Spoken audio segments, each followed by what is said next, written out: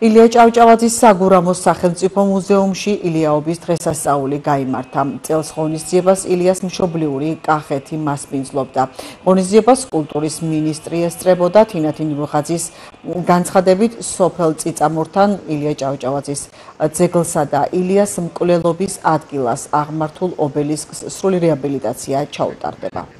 კულტურის სამინისტროსთვის მთავარი მიზანია, რომ ეს ადგილი რეაბილიტირდეს, უფრო განვითარდეს. გარდა იმისა, რომ შევინარჩუნოთ ილია ჭავჭავაძის სახლ-მუზეუმის ტერიტორია, არაჩვეულებრივი ბაღი, თვითონ სახლი, ექსპონატები, არამედ განვითარებას შეუწყოთ ხელი და აქ იყოს ისეთი ადგილი, სადაც არამხოლოდ წელიწადში ერთხელ, რამდენჯერმე ჩამოვა ადამიანი, არამედ მოვიზიდოთ ახალგაზრდები, გაკეთდეს ვიზიტორ ცენტრი, არაჩვეულებრივი ტერიტორია გვაძლევს იმის საშუალებას, რომ აქ გარე სცენაც მოეწყოს, საგანმანათლებლო პატარა ცენტრიც გაკეთდეს და ყველაფერი გავაკეთოთ იმისთვის, რომ ამ ტერიტორიაზე ისევ უნდოდეს ახალგაზრდებს შეიკრიბონ და ყველაფერი გაკეთდეს იმისთვის, რომ აქ ყოველთვის სამუდამო ჟღერდეს ქართული სიტყვა, ქართული კულტურის დიდი ცენტრი. განვიხილეთ რეაბილიტაციის საკითხები, რომელიც უნდა დაიწყოს წელსვე, მაგრამ ეს არის ხანგრძლივი პროცესი, ამას დაჭირდება დრო